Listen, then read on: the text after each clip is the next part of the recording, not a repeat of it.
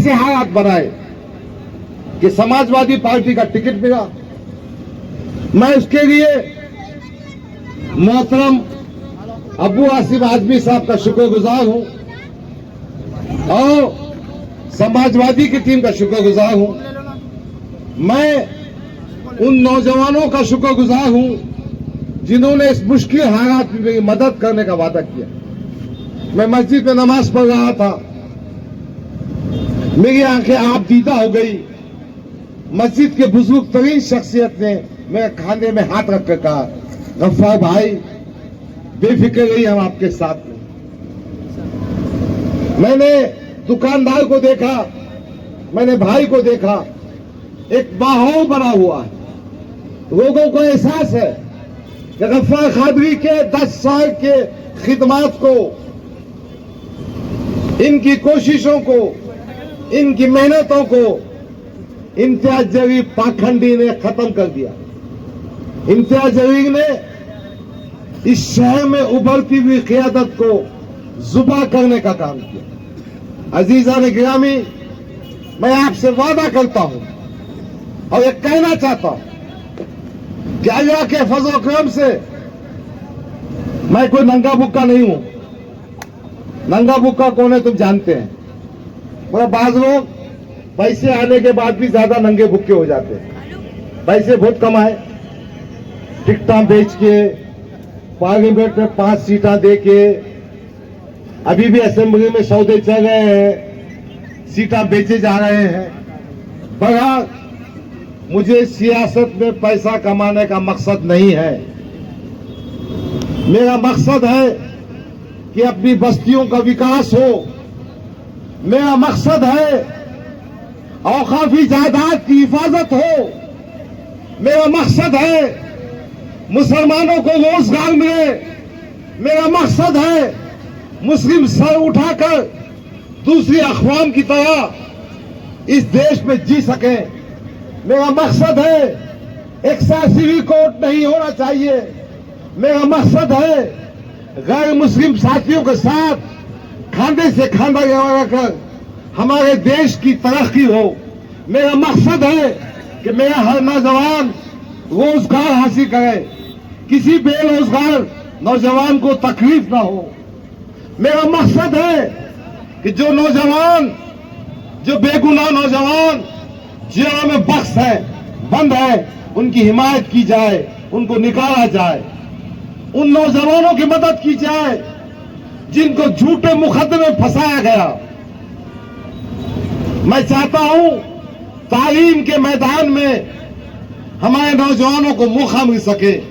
मैं चाहता हूं अस्पताल के जरिए बेहतर काम हो सके। या तू साहब तो पार्क मंत्री था, या तू साहब तो कैबिनेट मिनिस्टर था, ये इम्तियाज जलील तो खासदार था।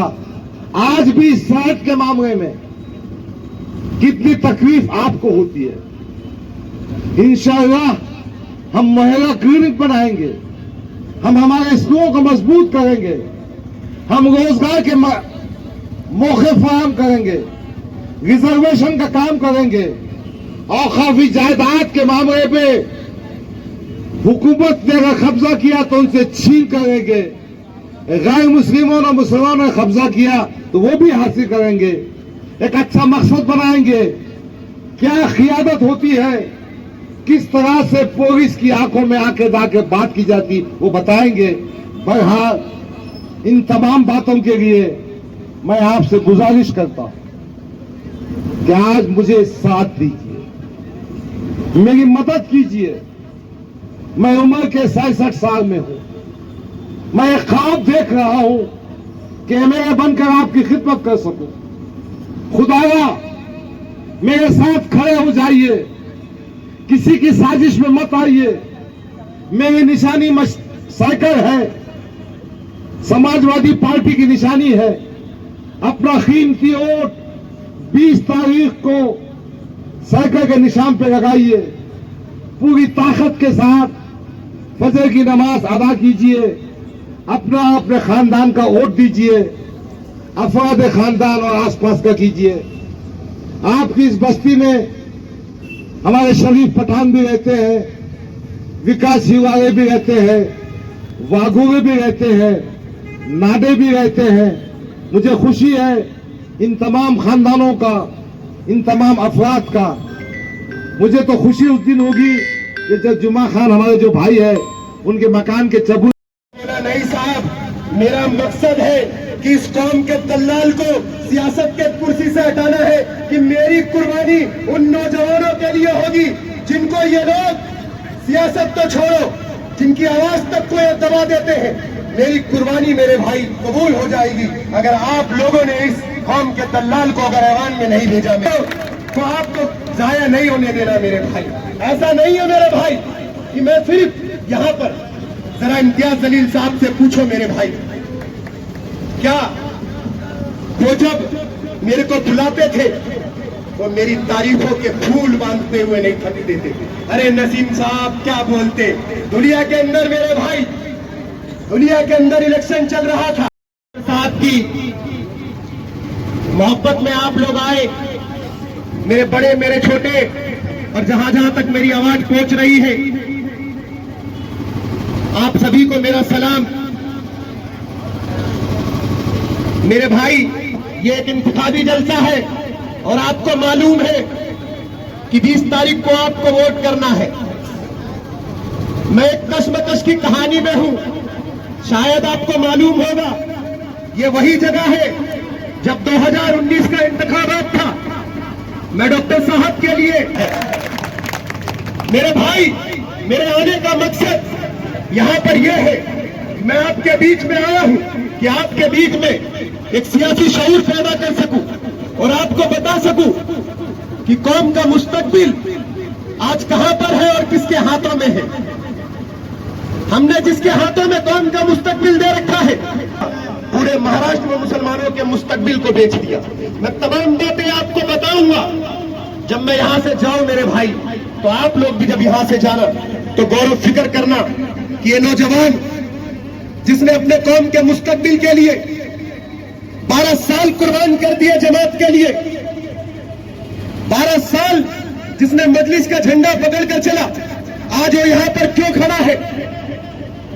मेरी 12 साल की कुर्बानियों को जाया करने वाले का नाम इम्तियाज जलील है। मेरी गलती सिर्फ इतनी थी मेरे भाई कि मैं 2019 में मजलिस का पैगाम ले उनके पास और कहिए साहब, जब 2014 में आप यहां पर आए थे तो आपने कौम के लोगों को क्या बोला था कि मैं पूरे महाराष्ट्र में तुम्हारे मुस्तकबिल की लड़ाई लड़ने निकला हूं, नबीर से लेकर जालना तक, जालना से लेकर उस्मानाबाद तक, उस्मानाबाद से लेकर औरंगाबाद तक, बुल्डाना तक, वहां मुंबई तक, मैं सब जगह मुसलमानों तुम्हारे मुस्तकबिल के लिए निकला हूं। और उन्होंने हवाला दिया था कि सच्चर कमेटी क्या कहती है, महमूदुर रहमान कमेटी क्या कहती है, गोपाल कमीशन कमेटी क्या कहती है। उन्होंने यह हवाला दिया था कि आज हिंदुस्तान के मुसलमान दलितों से भी बदतर जिंदगी जी रहा है। उन्होंने कहा था कि अगर आप लोग हमारे नुमाइंदों को जुटाकर ईरान में भेजते हो तो जो काम हम हैदराबाद में कर रहे हैं, जो गरीब बच्चों को तालीम दे रहे हैं, जो गरीब आवाम के लिए फ्री में इलाज दे रहे हैं, वो सारी चीज आपके औरंगाबाद में भी की जाएगी। तो मेरे भाई, 10 साल कोई कम नहीं होते। मुसलसल 10 साल सियासत की कुर्सी पर उस ठेकेदार को बिठा दिया, उस जलील इंसान को बिठा दिया जिसने कौम के मुस्तकबिल को बेच दिया, महाराष्ट्र के मुसलमानों के मुस्तकबिल को बेच दिया। अरे आपने तो कहा था जो मजलिस को बेचेगा मैं उसका गिरबान पकड़कर रोड पर घसीटूंगा, तो घसीटा इम्तियाज जलील को अकबर साहब बोलोगे। लेकिन नहीं मेरे भाई, ये सिर्फ अब मुझे एहसास होता है कि शायद वो जवानी का खून मेरे भी खून में बहुत उबाल है मेरे भाई। मुझे सियासत विरासत में नहीं मिली मेरे भाई, मेरे बाप दादा को सियासत का मालूम भी नहीं। बहुत शरीफ लोग थे मेरे दादा और मेरे वालिद बहुत शरीफ, उनको सियासत से कोई मतलब नहीं मेरे भाई। हाँ, मेरी अम्मी को बहुत खुशी होती थी अगर मैं जब बोलता था, मेरी अम्मी बहुत खुश होती थी और वो हमेशा दुआएं करती थी मेरे भाई कि अल्लाह तुझे कामयाब करे, जिस मकसद में तू निकला है अल्लाह तुम्हें कामयाब करे। लेकिन मेरे भाई, 12 साल की उन दुआओं को और मेरे मकसद को इम्तियाज जलील ने सिर्फ इसलिए खत्म कर दिया मेरे भाई, क्योंकि डॉक्टर साहब मेरी हिमायत कर रहे थे और मैं डॉक्टर साहब की हिमायत कर रहा था और मैं सच के साथ था मेरे भाई, मैं हक के साथ था। कोई बात नहीं मेरे भाई, लेकिन मेरे बड़े, मेरे बुजुर्ग, मेरे भाई, मेरे पीछे तक वाले भाई, मेरे भाई वादा कर रहे हो, वादा कर रहे हो, वादा कर रहे हो मेरे भाई, इस वादे पर टूटने मत देना कि मेरे ख्वाबों को लूटा है किसी ने। मैं सबकी खामोशी पर मुस्तैन हूँ, मेरे लहजे में सच का बागपन है। मैं अपनी कौम की जिंदा नस्ल हूँ, मैं अपनी कौम की जिंदा नस्ल हूँ। डॉक्टर गफ्फार कादरी से गुजारिश करता हूँ कि वो हमारे भाई कलीम कुरैशी साहब का इस्तेमाल करें। नसीम कुरैशी साहब का इस्तेमाल डॉक्टर गफ्फार कादरी साहब करेंगे।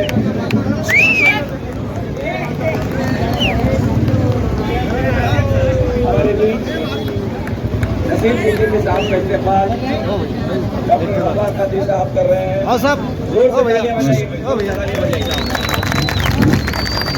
ओ भैया पीछे आओ सर। हमारे बीच रऊफ साहब मौजूद है, रऊफ साहब का स्वागत डॉक्टर गफ्फार कादरी साहब करेंगे।